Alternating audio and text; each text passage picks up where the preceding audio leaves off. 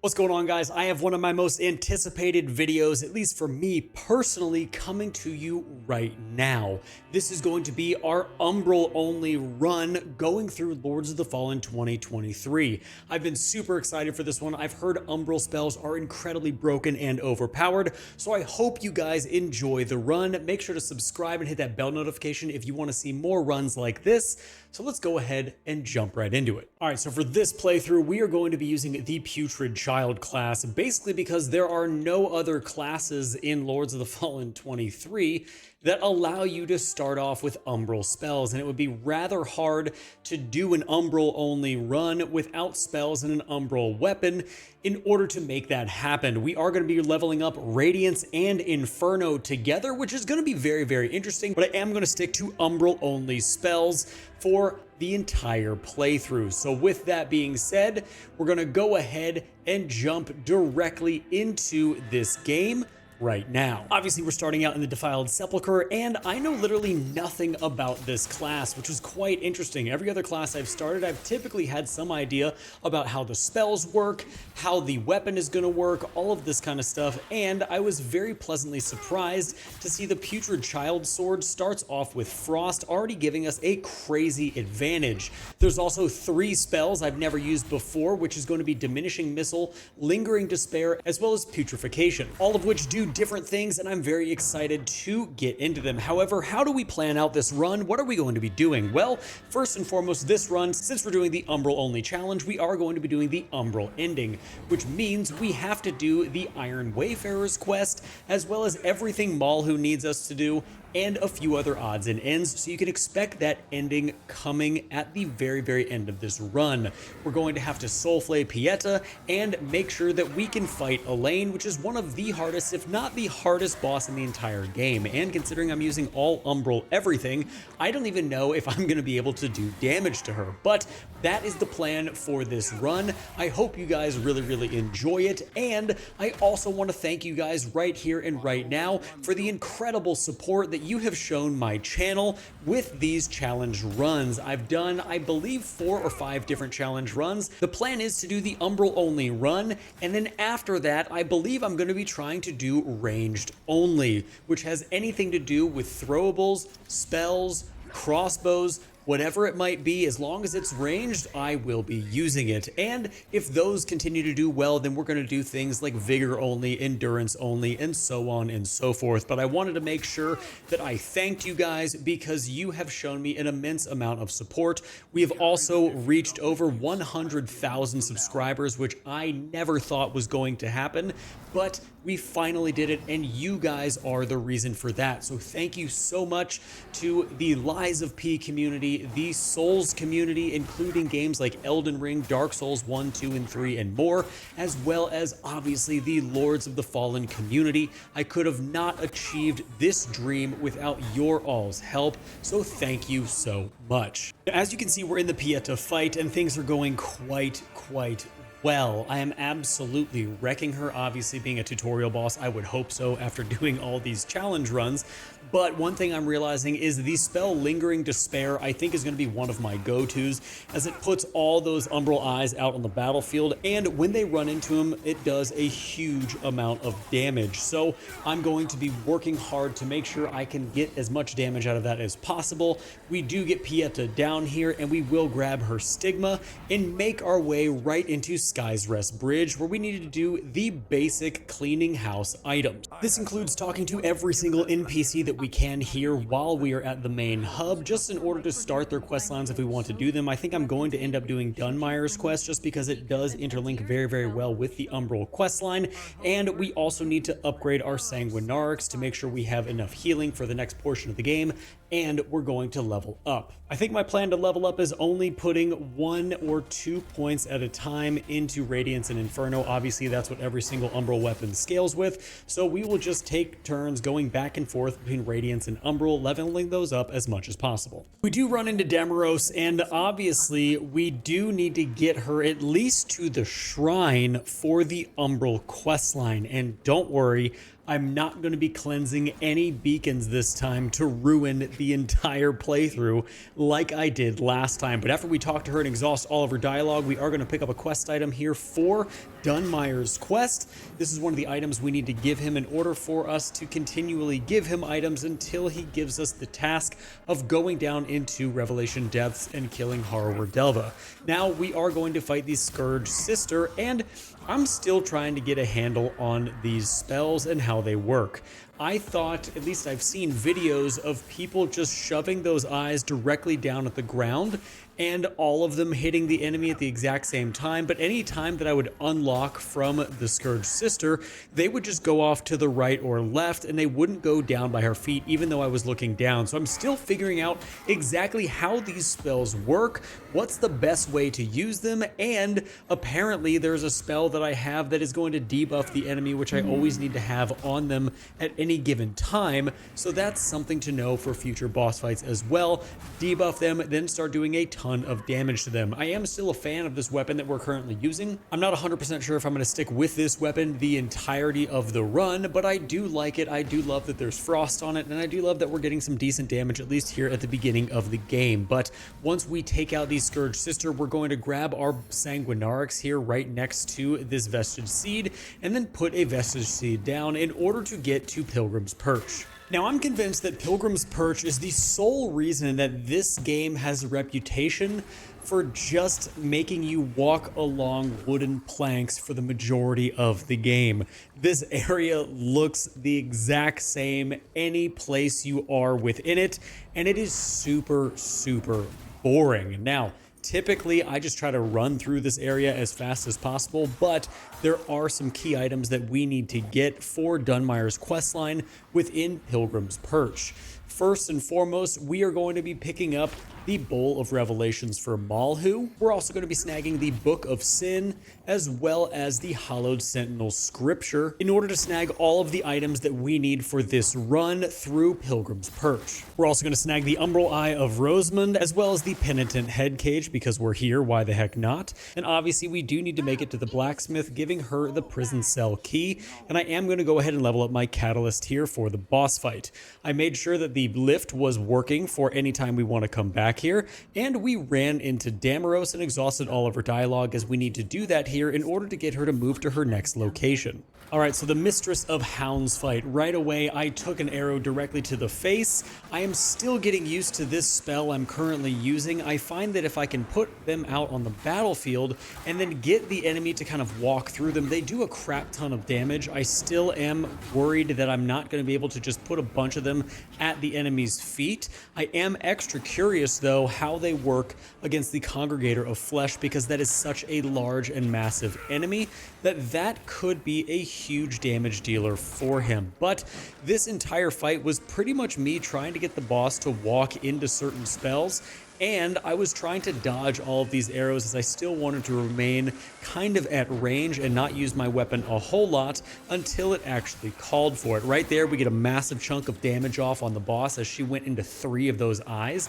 which is amazing, but she kept doing the smoke bomb thing to go back and forth, and I kept losing her, and finally right here, we do end up getting the Mistress of the Hounds down in one go, thankfully. We are going to make it to the Vestige of Olorine, and I am going to level up twice to get our Radiance and Inferno to level 20, and this will dump us out right into the Forsaken Fen and then into the Congregator of Flesh boss fight. Now, just as I expected, this spell does a crazy amount of damage to the Congregator of Flesh. I think this is going to be a really, really solid spell to use against very, very large enemies that are very close, but as you can see, I believe the entire fight lasted 36 seconds, and the only reason that it lasted that long is because I ran out of mana and then had to use a mana stone in order to get the fight finished. But we did grab the Congregator of Flesh's Stigma and then move on to the next part of the game. We'll make it to the Vestiges of Valad, and then we'll be in the Forsaken Fen proper, where there's definitely a few items that we need to snag. Now, as many of you know by now, the Forsaken Fen is probably my least favorite part of this entire game. I just do not like the layout. I think that the enemies are super repetitive here. There literally is only 5 enemy types in this whole area, And luckily, some of these don't repeat throughout the game, but man, this area is just something that I like to sprint through. We are going to snag our Sanguinarchs here just for some extra healing. We also run into the Iron Wayfarer to make sure that we can continue his quest line. I picked up the Verdure Ring, and then we continued on to fight the Mendacious Visage. This is a very easy boss fight. I was using that eyeball spell. I don't know the name of it right now, but using the eyeball spell to really get him down, and then he shut himself up and I was able to kill him with a few hits to the back.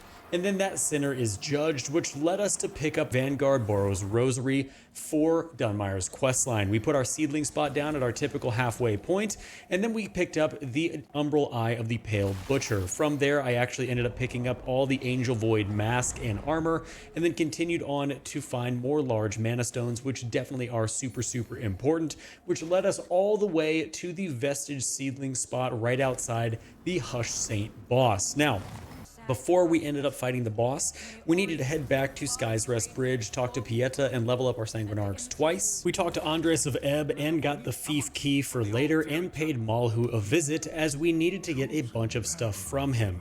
There were a few odds and ends that he sells, and I wanted to grab every single Umbral spell, as well as the Umbral Catalyst that was there, as it's better than the one we are currently wielding. But after we did all this at Sky's Rest Bridge, it was time to fight the Hushed Saint.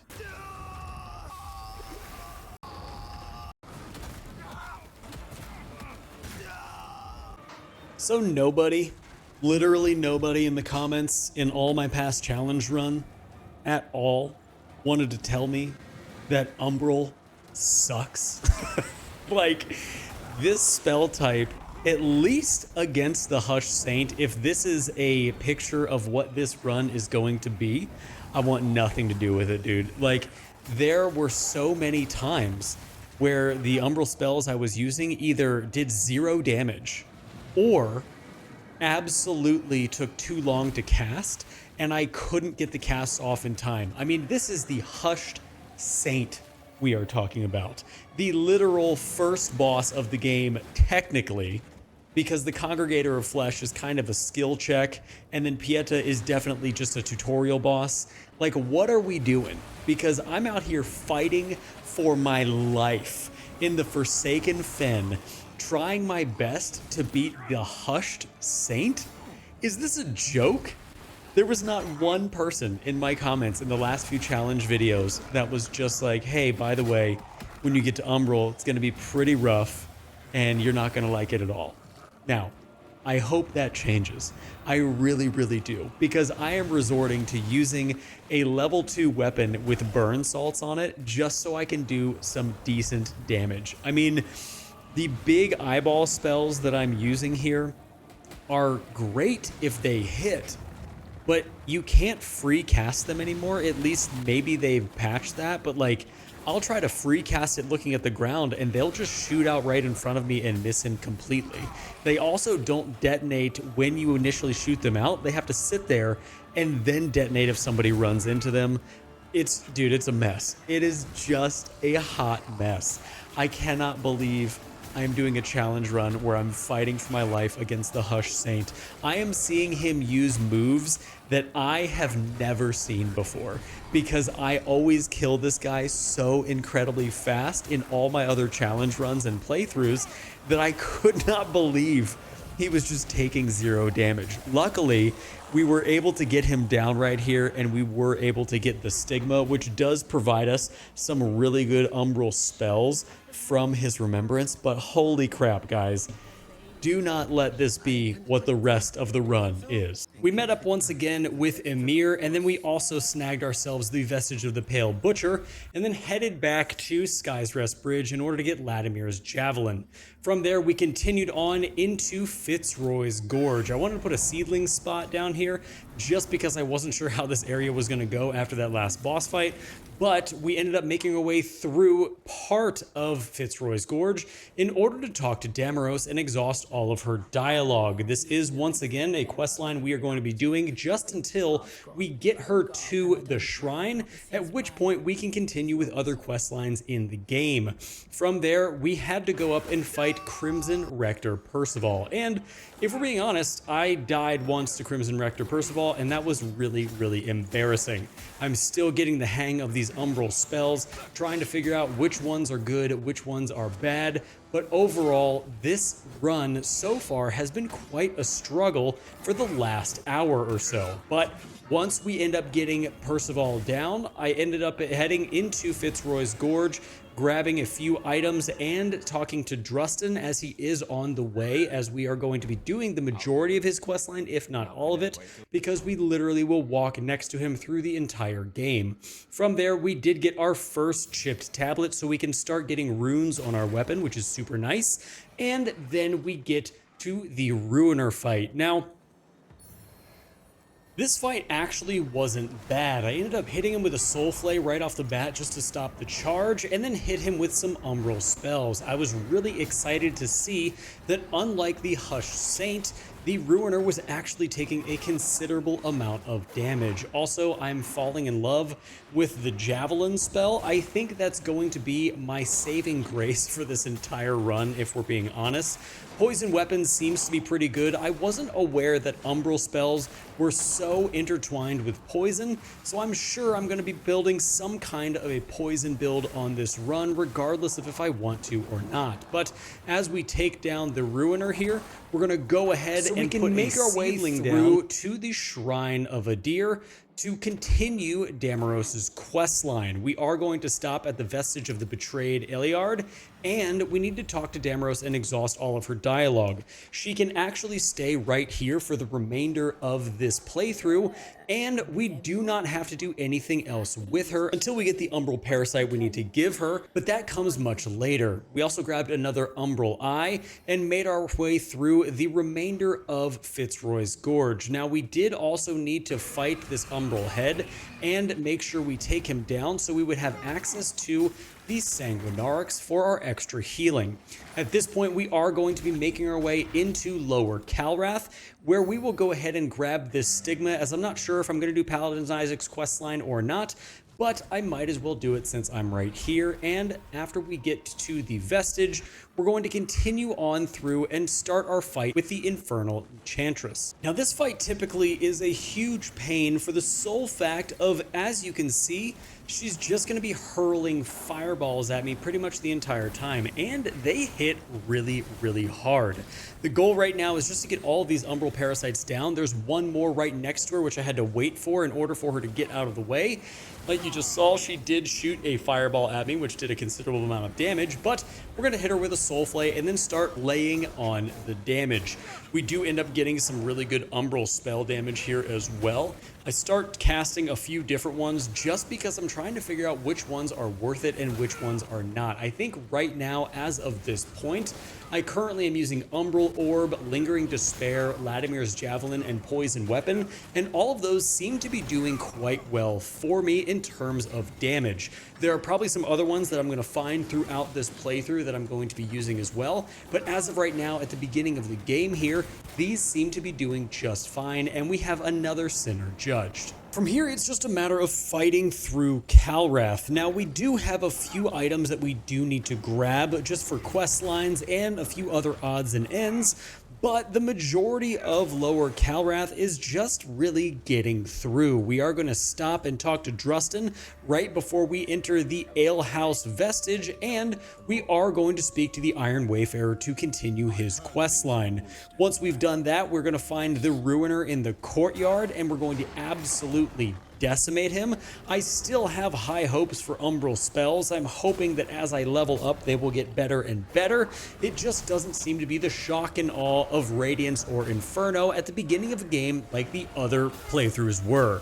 But as we take out the Ruiner, we're going to go ahead and destroy this Umbral head so we can grab the Andaluvian Chisel and upgrade our lamp.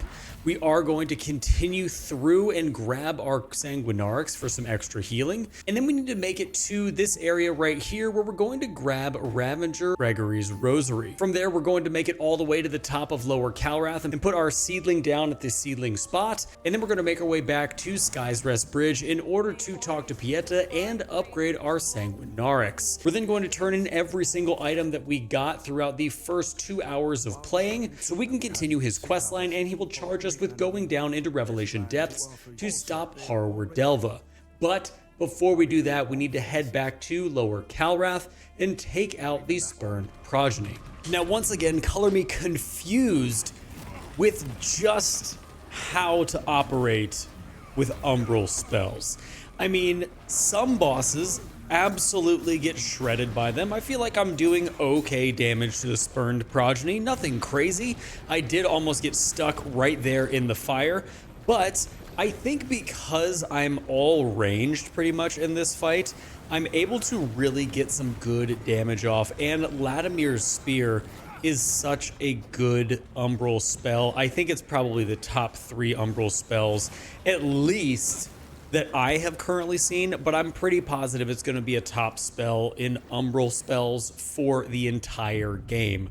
But as you can see, we have him pretty much down here a little under half. It hasn't even been that long. This boss fight is going incredibly fast, and because I've done this fight so many times before, it just seems like I am kind of in the zone, able to really move and dodge and get away from all of the hand attacks, while at the same time peppering in some of these spells. Now, I do get knocked into Umbral here, but not a problem at all, as we're just going to hit this guy with a few Latimer Spears and also dodge some of the fire that he throws out at us in order to get him down quite quickly. He does do this second fire thing, which I do need to hide behind the wall for, but after he does this, we're just going to pop right out, decimate this boss, and continue on into the district. After we do kill him, though, we are going to make sure we grab his stigma, and just like that, the Spurned Progeny is down. Probably one of the easiest Spurned Progeny fights that I have done so far, which I was pretty excited about. But now it's time to enter the district.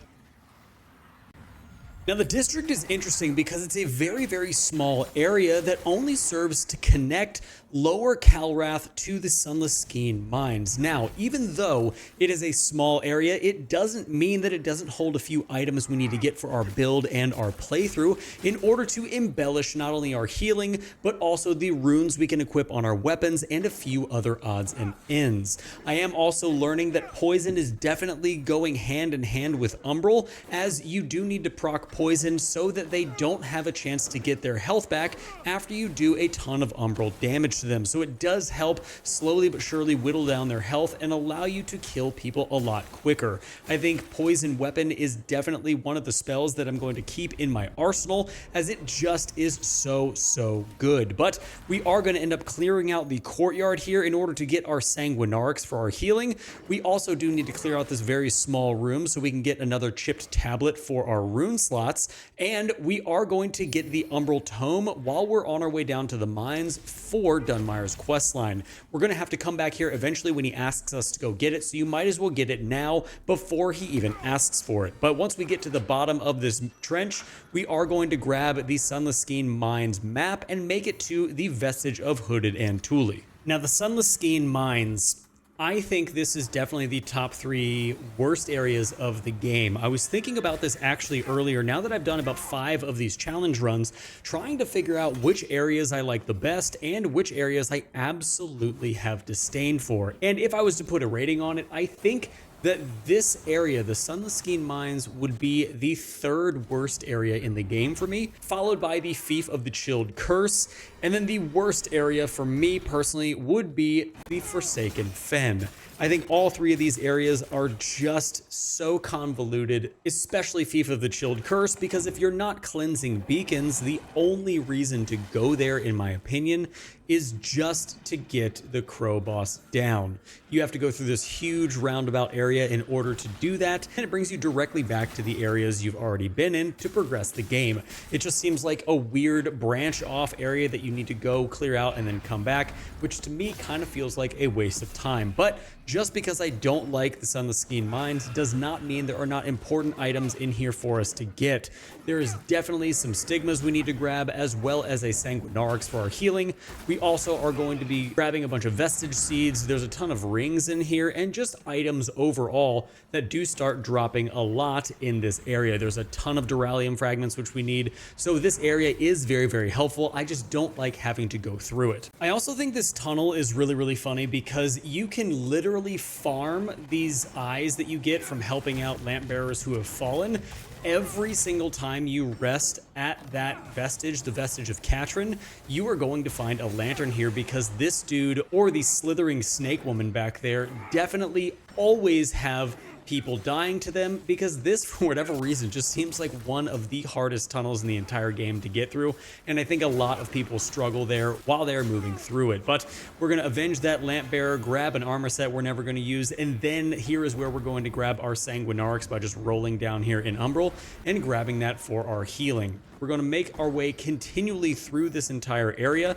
There is a lot of enemies here. I am going to make it to Winterberry and talk to her and exhaust all of her dialogue. She does not have anything that we currently need, although I do need to remember her for when we do the ranged run only, because she does have a ring that allows you to either have more crossbow bolts or something that has to do with range, so I definitely need to remember that that is where I'm going to get that item. From there, we are going to pick up the Sunless Skiing Key, and then we will make our way to this area right before the Skin Stealer boss, where we can put down a vestige seed in order to save and rest. Now, in each playthrough that I do, I'm always very surprised at what bosses are easier than others, and in the past, especially with the Inferno run I just did, I had a huge problem with the Skin Stealer.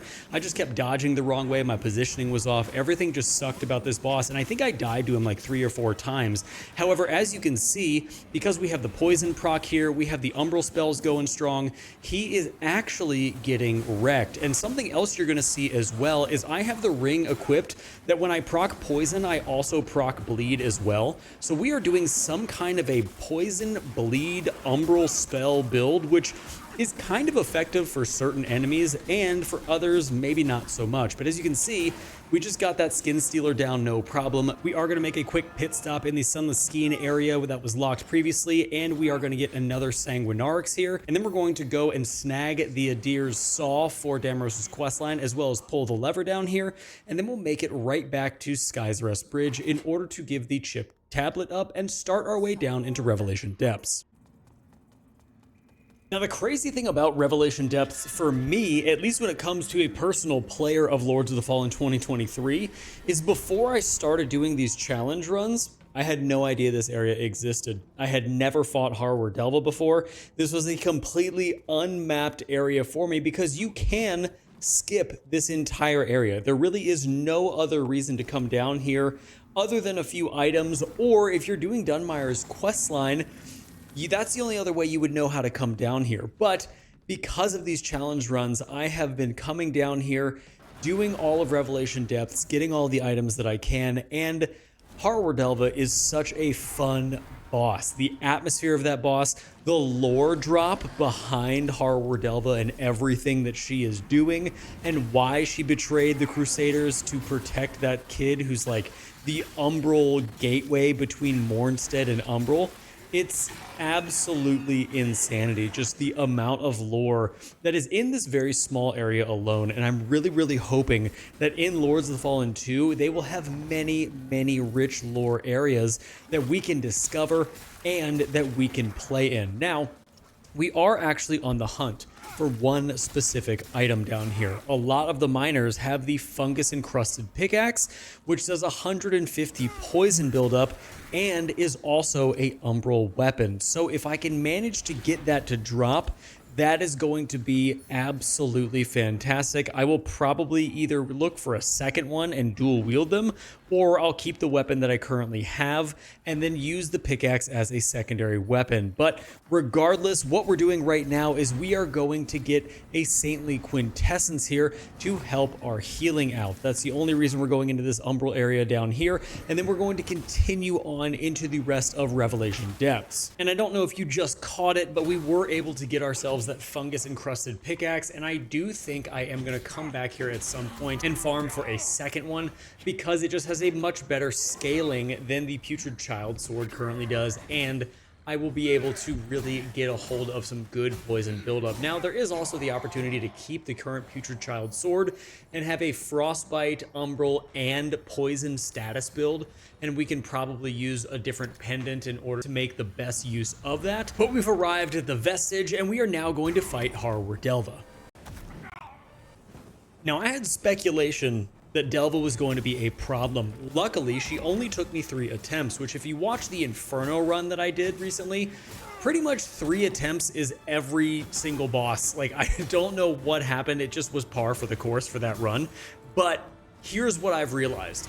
The majority of Umbral spells are way too slow to cast against Harrower Delva if you're close. And the problem is, if you get any range on her at all, she is going to become way, way harder. She is one of those bosses that the closer you stick to her, the more you can evade that crossbow, and that can be super, super painful if you don't close the gap. So you're going to see in this boss fight, I am trying to stick as close to her as humanly possible. I do get knocked into Umbral once, but I then lock in and hone in on just using the melee attacks and dodging her sword.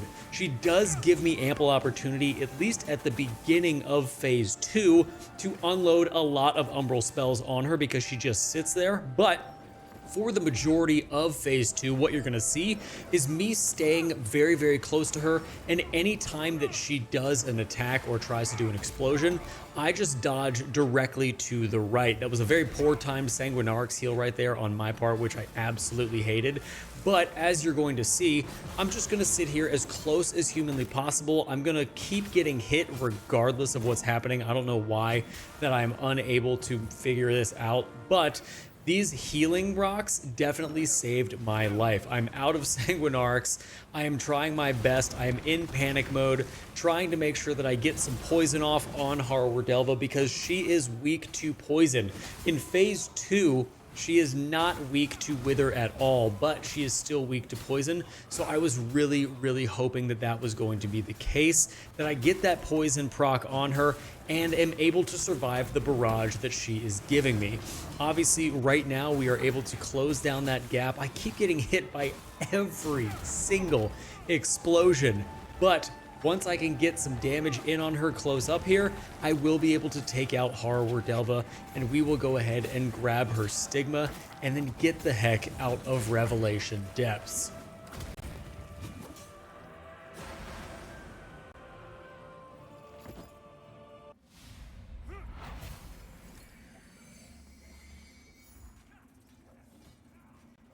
Upon leaving Revelation Depths, we did stop by Pieta and upgrade our Sanguinarix. We also went and grabbed the 2 Umbral spells that you get from Harrower Delva's Remembrance. We are going to go talk to Dunmire to continue his quest line.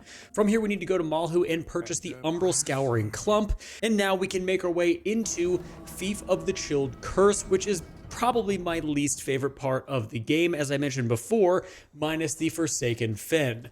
We are going to make our way through here pretty easily, though, at first. I thought I was going to struggle here with the Kingranger Guardian Follard fight, but as soon as I got the wolf out of the way and was able to test out some of these new spells on him, we absolutely crushed. I did get knocked into Umbral once, but these new spells are doing a lot of damage, and I'm starting to see the light at the end of the tunnel when it comes to Umbral builds.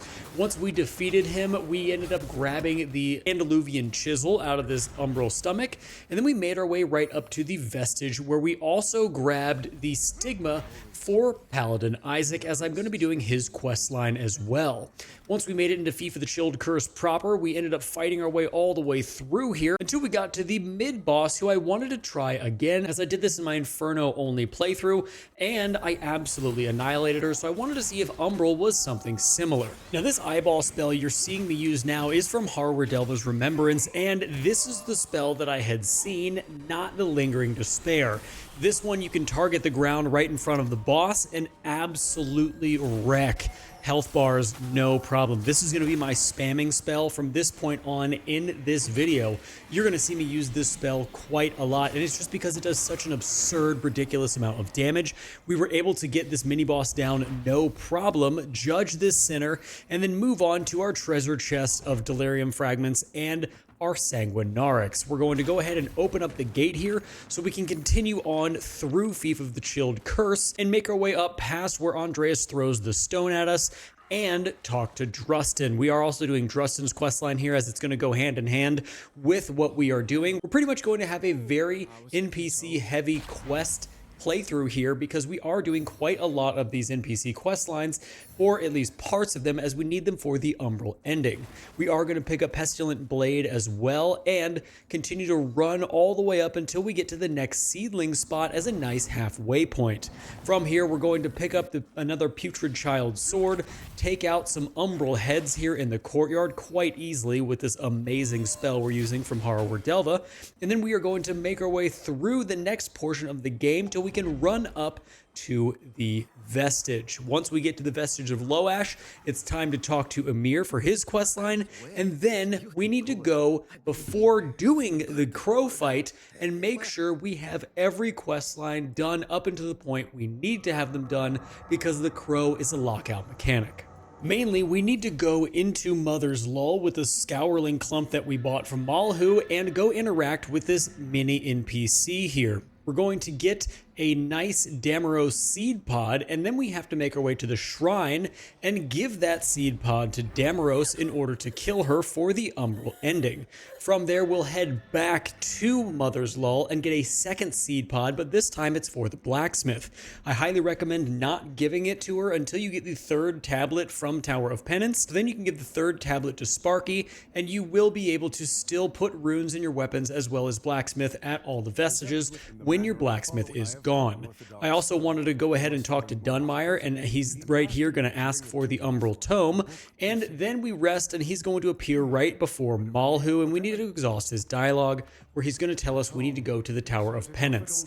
At this point, we are going to be entering the crow fight. So coming off the crow fight for my Inferno only run, I'll be honest, I was worried. I had a lot of problems on the Inferno only run while I was facing the crow, and so many problems that I actually had to go get a completely different weapon and level the weapon up with materials I had to farm or buy in order to come back here and finally be doing enough damage. But as you are going to see in this Umbral playthrough, first off, these pickaxes do a fantastic amount of damage. I'm currently only using one in my main hand with the other on my back, but I am doing a lot of damage to the boss. Now, the hardest portion of this fight, for at least this particular playthrough, is Wave 3, when all of the big enemies start popping up. However, with that spell that I got from Delva's Remembrance, I'm going to be clearing the battlefield very, very easily. I never get knocked into Umbral in this fight.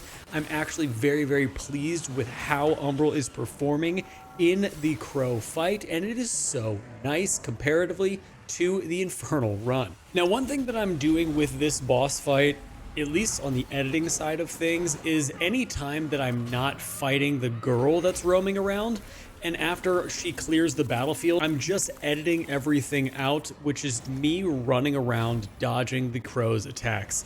You guys don't need to see that. Obviously, I'm able to dodge, dive, dip, duck, and dodge so many times that I'm able to make it to the next phase. So in phase 3, like I said, this is the one that is actually a little bit difficult, but because of the spell, I'm able to just do a ridiculous amount of damage to the boss, as well as all the enemies that are on the ground. And she does teleport away for just a second, but as you can see, I cleared out everything very, very easily. The storm will come in, and then she will appear once more, and I will be able to get her down right after I soul flay the orb with a very easy soul flay here. I think this is probably the most efficient crow boss fight I've ever had. This has been a very, very nice change of pace compared to the last challenge run that I did. We are going to get that finishing hit on the crow, as well as grab the stigma, and then continue on our way. Now, this next portion of the game is going to bring us to Upper Calrath. We need to go back and take the lift up in order to reach Upper Calrath, but once we do, we're going to grab the Vestige of the Forgotten Guardian, we'll level up a little bit, and then make our way into Upper Calrath proper. We do need to run into the Iron Wayfarer here and talk to him, exhausting all of his dialogue for his quest, because he's a big part of the Umbral questline, and then we are also going to get his Stigma, which is right next to him. We'll rest at a Vestige, go ahead and grab a few odds and ends like an Umbral eyeball and a ring. I believe it's the Moth Ring. And then we're going to make it to this location right next to where the back entrance of Sky's Rest Bridge is, activate the Stigma for the Iron Wayfarer, talk to him again to exhaust all of his dialogue, and then make our way to Sky's Rest Bridge where we can pick up the Pilgrim's Perch key to make it to the next area of the game we need to be in. Now, once we get to the Bell Room Vestige, we're going to use the Pilgrim's Perch key and make our way into the harder version of Pilgrim's Perch. There's actually quite a lot we need to do here, and we're going to start by grabbing an Umbral Eye, then continuing to the seedling spot where the Vestige is going to be for our reset if we die to the Resonance boss. However, there is something else we need to do, which is we need to continue and go a different route up to the Vestige of Diter instead of going and fighting that boss. But once we get to the Vestige of Diter, we need to do some things for the Paladin Isaac questline, and this is where Emir is going to show up next, and we're going to need to exhaust all of his dialogue. From there, we're going to go up on the cliffside and activate the Stigma that's there for Paladin Isaac's questline, and then we are going to grab ourselves a Sanguinarix here for our healing. Now, I did forget this aspect of the questline, so I had to go back and get it. I had to get a Stigma right after the Crow fight in order to grab this last Stigma for Paladin Isaac's questline, and then we can make it back to the Vestige of Diter, run all the way down, clearing the enemies out, activate Umbral, and go into the Umbral gates here and fight Paladin Isaac.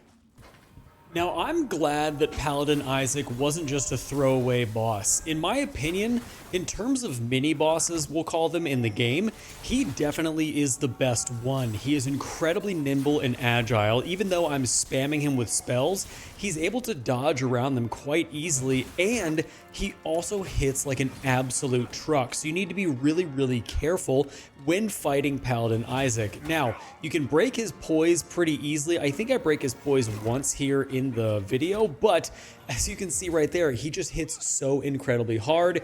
He casts some pretty intense spells as well that if you don't get out of the way, they will just absolutely annihilate you. So overall, this is a very fun and interesting fight. It definitely keeps you on your toes. I'm really glad that Paladin Isaac, for all the cinematic love they gave him when this game was first coming out, I think he's in like 4 of the cinematics that were released. I'm glad they gave him a really, really nice send-off, especially inside of Lords 2023. I think that they did a similar thing with Harwardelva, as you see her initially in kind of one of the big opening quest lines, but then never again.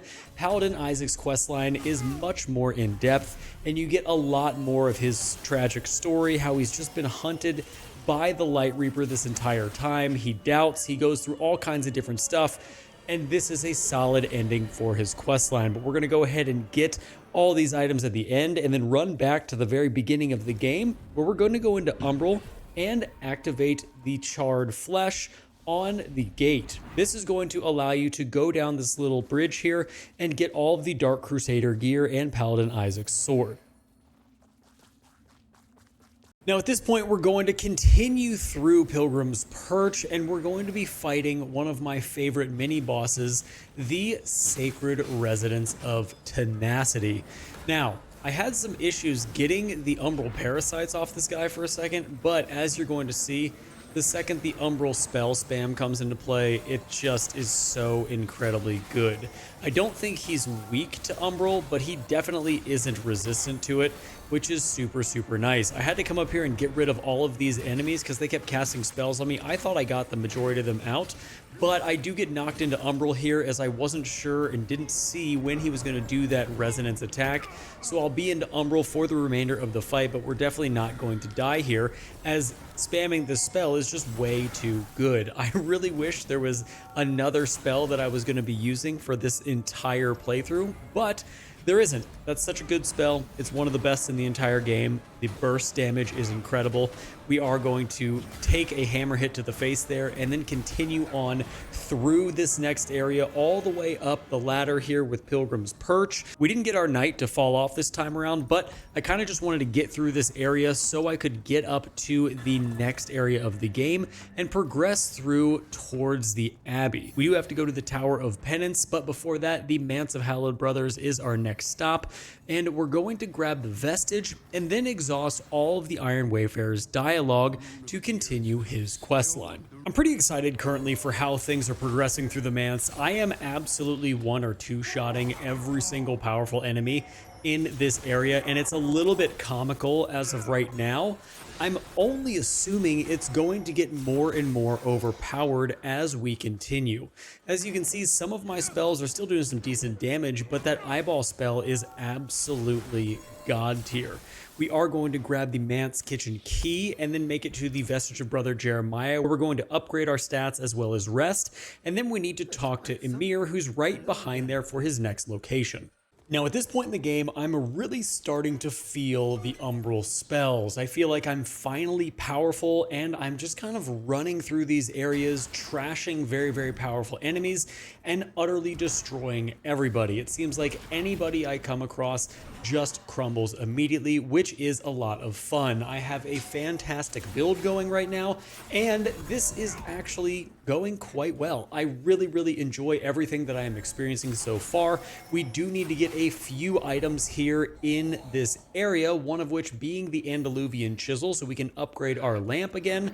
And then the other items we need to get have to do with after we fight the Abiding Defenders. But as you can see, all of these powerful enemies are getting completely rocked, and I am finally enjoying this run. I really feel like the first portion of the run was very, very difficult comparatively to the other challenge runs that I have done. But as of right now, we are about halfway to 3/4 of the way through the game, and our build is coming together quite nicely. So we're going to make our way down through the area until we get to the seedling spot where we're going to fight the next mini boss, and newsflash, we are going to absolutely destroy them. Now, I wouldn't have believed it if you had told me that it was going to be this powerful of a spell when you told me I was going to be fighting this boss. However, it just blows them away. Like, I have never seen a spell do this, and the area of effect damage that you get for launching all 6 of these eyes onto the ground is pretty ridiculous. Now, here I go into Umbral only because I miscalculated and didn't cast correctly. But as you can see, it didn't make a difference because we completely rock them. And we're going to be moving on to grabbing a Saintly Quintessence and then heading into the Abbey for a second in order to put down a seedling so we can go into the Tower of Penance and fight Blessed Carrion Knight Sancho. Now, I'll be honest, I wasn't sure how this fight was going to go only because he is pretty much mega resistant to poison because that's kind of his whole thing. But, per usual, spamming this spell just makes life way, way easier. I think I would have been doing more damage to him here and probably would have gotten him down completely, but I left the Umbral Parasite on him, so ended up getting that and destroying it, and then we used the axes to take him down a little bit. I think I only get hit once here, but between the axes, which I actually really, really like in this playthrough, they have 150 poison buildup each and just absolutely wreck everything. And I have the ring on that if you build up poison and proc poison, you will simultaneously build up bleed as well. So that has just helped out buff this build a ton. And I'm waiting for him now to get back up, and there we go. We have another sinner judged, and then we will make it into the lift and make it into the Tower of Penance proper, where we're going to make our way down to grab a few items. Now, the items we need to get are as follows. First and foremost, we need to snag the wisp that we get from the stigma for Dunmire's questline in the Tower of Penance. Once we do that, we are going to be on the lookout for a chipped tablet so we can put more runes into our weapons. And there is a saintly quintessence at the very bottom, which is going to help out with our healing right before we fight Tancred. But the majority of this tower is just going straight down ladders and pulling switches and opening gates to make sure you can get down to the very bottom. I didn't do a ton of filming in here because there wasn't a ton of really hard enemies to fight. I pretty much run down the Tower of Penance every single time just to grab those few items so we can get to Tancred. Okay, so 4 attempts in, and we take him down on the 4th attempt, but the very first attempt, I was so frustrated. I could not get the Umbral Parasite off of Tancred if you had paid me money to do so. I was running all over the place trying to get that Umbral Parasite off of him, and he just kept hitting me, so I would keep getting staggered. It would just be a complete and utter mess. So the next 2 attempts were pretty much the same thing. After I was out of position, or I got hit when I didn't mean to. The 3rd attempt, I made it all the way to Reinhold, but this attempt here is the attempt we do end up getting him down. I don't know why this seemed so difficult. I think, as you can see, I wasn't using the typical spam of spells onto the ground in order to get him down, because that wasn't really working at the first 3 attempts. But as you can see, this one we are getting the first phase down. I tried the Martyrdom spell, which is that giant nail that you see come up from the ground. And honestly, I'm not impressed by it. The tracking is really bad. It's really not a great spell for a remembrance spell, and I really wish, because of how it looked, the damage would be a lot better. So we do end up taking this fight a little bit more cautiously. As you're going to see, I'm only going to cast when absolutely necessary or when I absolutely can. But other than that, we are going to be doing a lot of axe play here, trying to get him down. Now, he does have a few portions in this fight where he will slam down on the ground and stay there for a little bit, so you are able to cast. But the majority of this fight is him just moving around and jumping around, so you have to avoid all the smashes to the ground. I was able to get right here on the side of him with the axe, because that one move where he spews out fire is very easy to dodge. It gives you a really nice window of opportunity to attack him. And then I was kind of spamming in some of these other spells here as well, as he very slowly walked towards us. But with that being said, we are going to get trounced here, and then 1 Martyrdom Nail will hit him, and Reinhold will be down. We'll grab the Stigma, and then move on to the next portion of the game.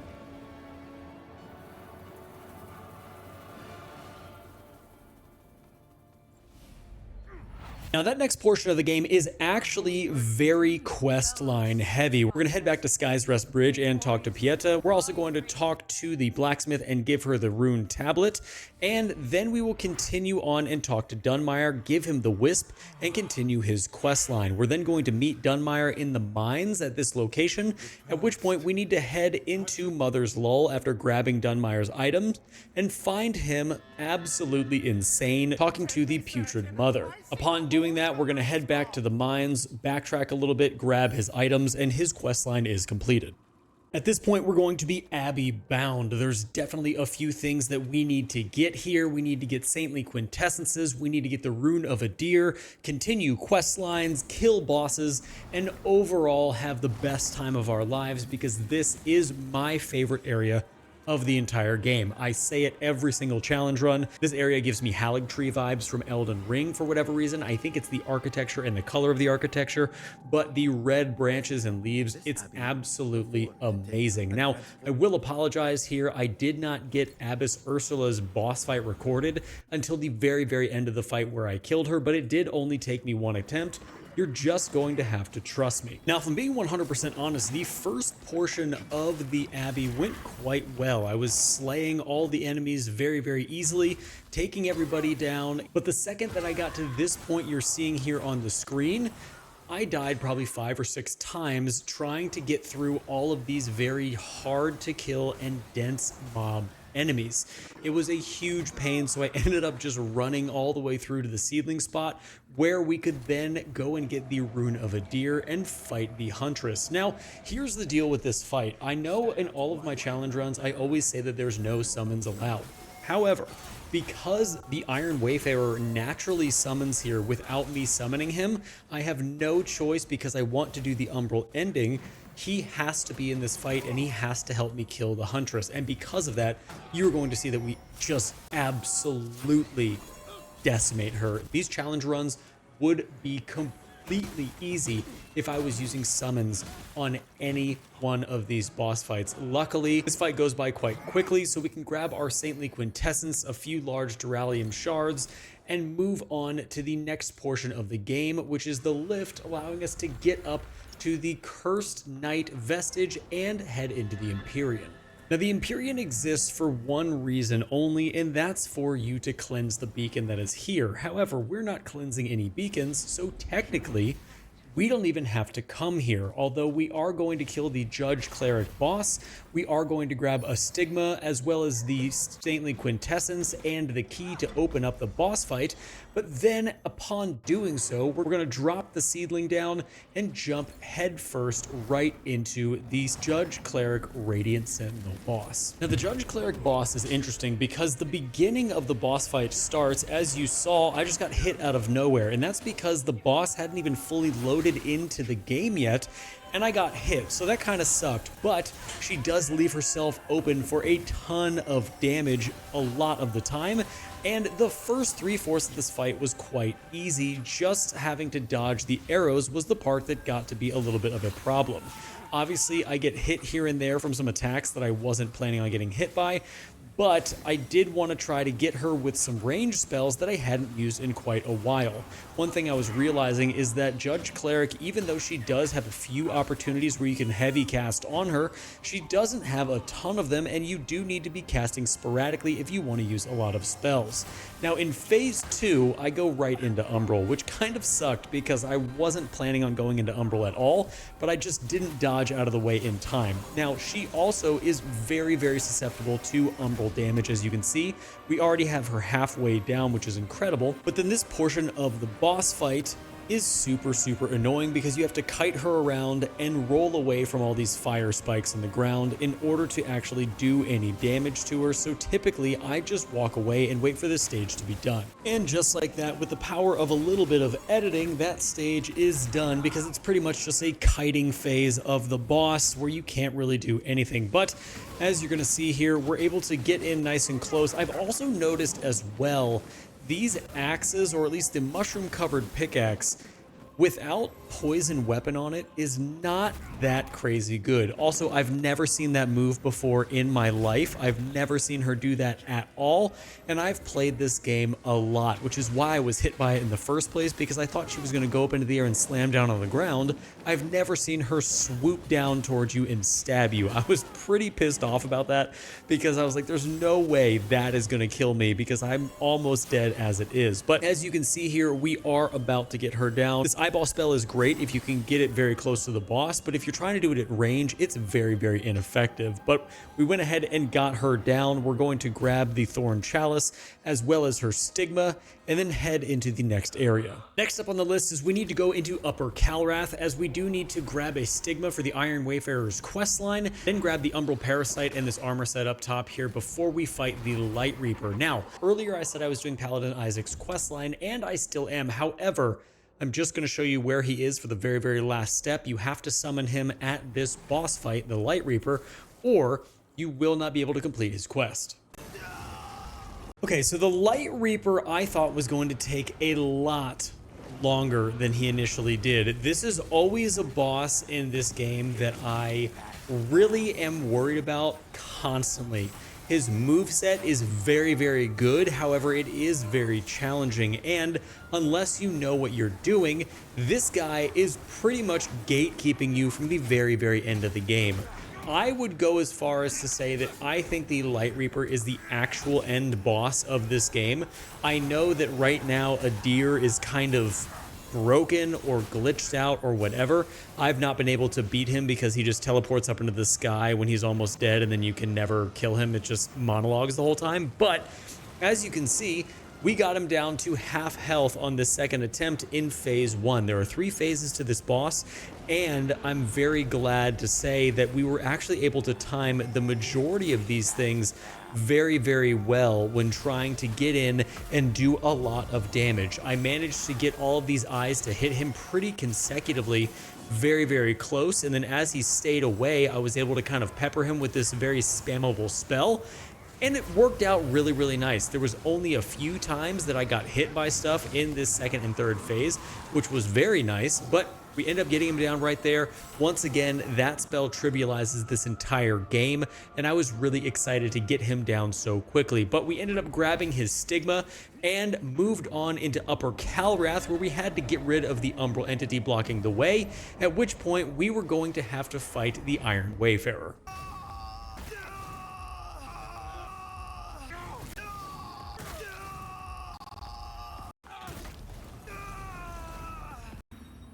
This fight is quickly becoming my least favorite fight in all of Lords of the Fallen. I had to switch up my strategy here as I kept trying to use the eyeball attack. However, because things are so tight here and because his attacks have such a wide berth when he swings, you really don't have time to cast that spell. So I had to make sure I was either casting at range with different spells or completely dodging his attacks and using the mushroom encrusted pickaxe as you see me doing here. I hate this fight, dude. You're gonna see here, I'm gonna go into Umbral, and the reason being is because the entire arena, and I mean the entire arena, I don't know how you would stop this, turns into a fireball. I've never seen this before in my life, but you're gonna see it here in just a second. When he starts to cast, or he hits the ground and like a bunch of stuff explodes, the whole entire arena completely engulfs in flames. And I'm like, how am I supposed to dodge this? Like, this is, what am I supposed to do with this? I can't see anything. The entire fight is just complete and utter chaos. Listen, CI Games devs, if you're watching, never do anything like this again in Lords of the Fallen 2. This has to be the least fun fight out of any fight that I have had in a Souls-like in a very long time. You're fighting a giant dude in a hallway, and his attacks cover half the hallway, like the majority of the time. I just don't think it's well designed. Could be a skill issue, could be just the most ridiculous thing ever, but he is probably the boss that we fought the most times, meaning the most attempts. But right here, I was able to cast him down, get the Rune of a Deer, which we needed, and then we're going to do some cleanup with a little bit of questline stuff. We start by handing over the Umbral Parasite that we got from the Light Reaper for the Umbral ending quest, and we are also going to exhaust all of Malhu's dialogue here and upgrade our lamp once more. From here, we are going to head to Mother's Lull and empower the Rune of a Deer to be the Withered Rune of a Deer, at which point we will start heading into Castle Bramus.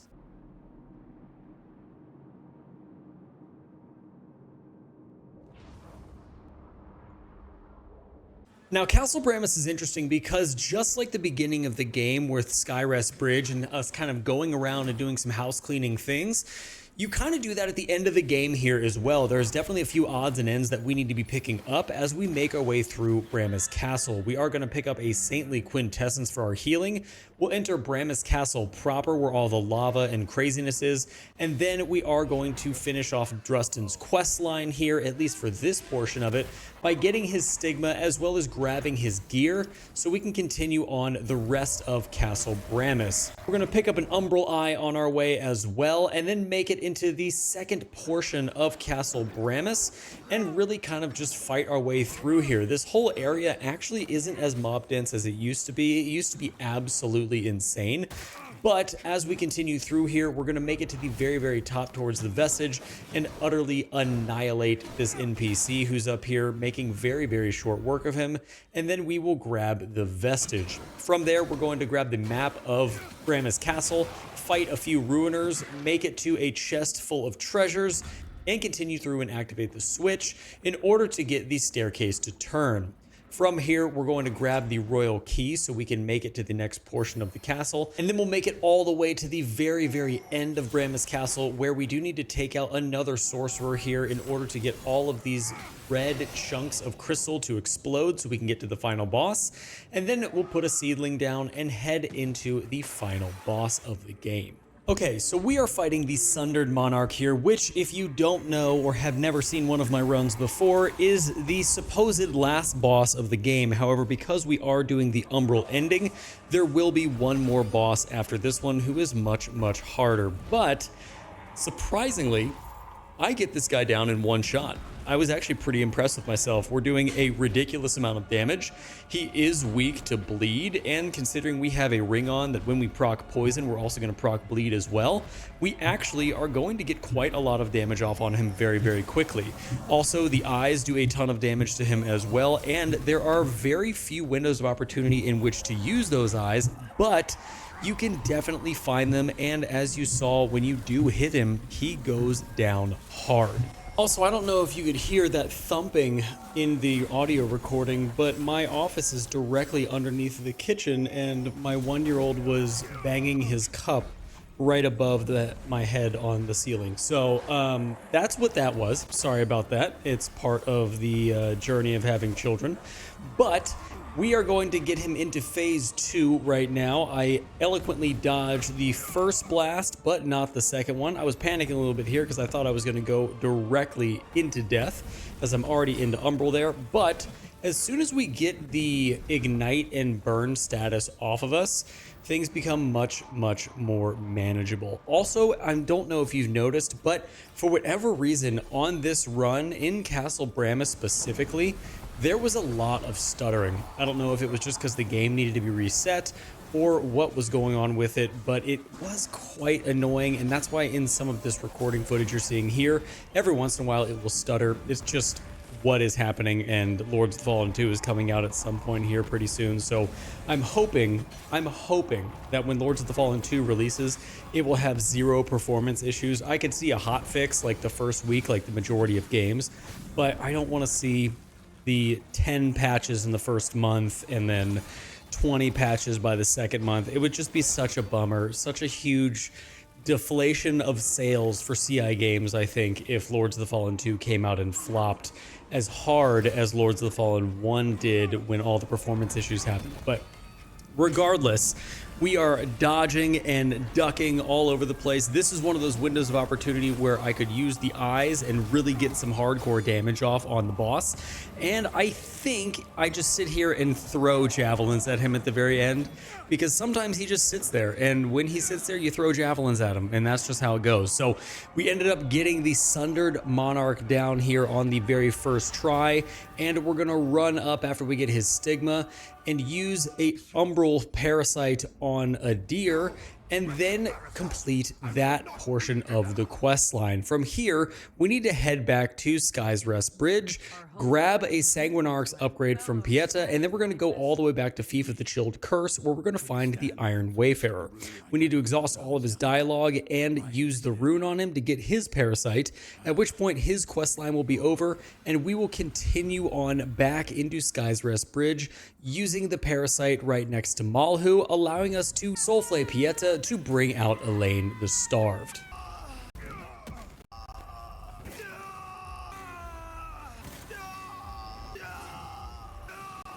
Okay, so some of you may be asking, Pastor, why did you die so much on this fight? And I appreciate you asking, I'm going to tell you.